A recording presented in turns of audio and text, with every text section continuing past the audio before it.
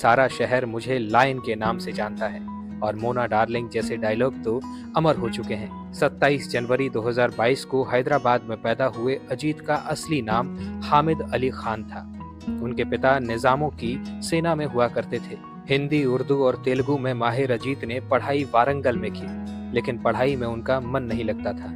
1940 की बात है। जैसे तैसे पढ़ाई पूरी करके वो एक्टर बनने का सपना लिए एक दिन घर से भाग निकले।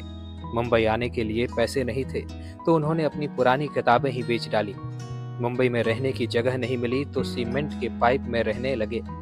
उन दिनों पाइपों में रहने के लिए भी लोकल गुंडे पैसे वसूला करते थे। एक बार जब वो लोग अजीत से पैसे मांगने आए तो उन्होंने सबकी धुनाई कर दी।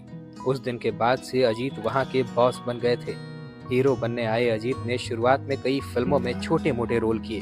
उनको ज्यादातर भीड़ में खड़े होने वाले रोल मिलते थे।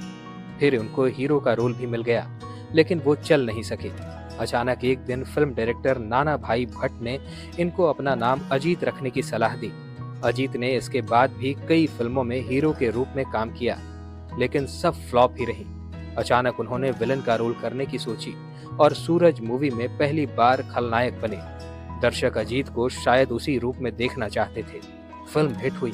इसके बाद यादों की बारात, जंजीर और कालीचरण जैसी फिल्मों में बतौर खलनायक वो छा गए। यादों की बारात में मोना डार्लिंग, जंजीर में लिली डोंट बी सिली और कालीचरण में लायन वाले डायलॉग बच्चे बच्चे की जुबान पर चढ़ गए थे।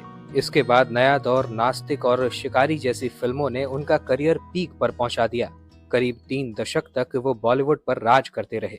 कम ही लोगों को पता होगा कि अजीत ने अपने जीवन में 3 शादियां की थी। पहली बीवी ईसाई थी, जिससे उनका तलाक हो गया। इसके बाद उन्होंने शाहिदा से शादी की।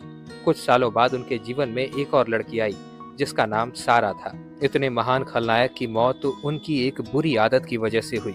अजीत शराब को हाथ तक नहीं लगाते थे, लेकिन उनको सिगरेट पीने की बहुत बुरी आदत थी। दिन भर में अपने फेवरेट ब्रांड डनहिल के 2-2 पैकेट सिगरेट वो पी जाया करते थे। उनकी स्मोकिंग की लत ने ही उनको कम समय में ही दिल की गंभीर बीमारी दे दी। अजीत की तबीयत काफी खराब रहने लगी थी। इसी वजह से वो बाद में एक्टिंग की दुनिया छोड़कर वापस हैदराबाद चले गए थे। यहाँ पर भी उनकी सिगरेट पीने की लत नहीं छूटी और दिन के 2-2 पैकेट सिगरेट उनके हार्ट को और खराब करते गए। 22 अक्टूबर 1998 के दिन हैदराबाद में ही अजीत को अचानक दिल का इतना तेज दौरा पड़ा कि उनकी मौत हो गई। पूरा देश उनकी मौत की खबर सुनकर हैरान हो गया। अजीत अब बस अपने डायलॉग की वजह से लोगों के दिलों में जीवित है। दोस्तों, तीसरा खलनायक सच में अलग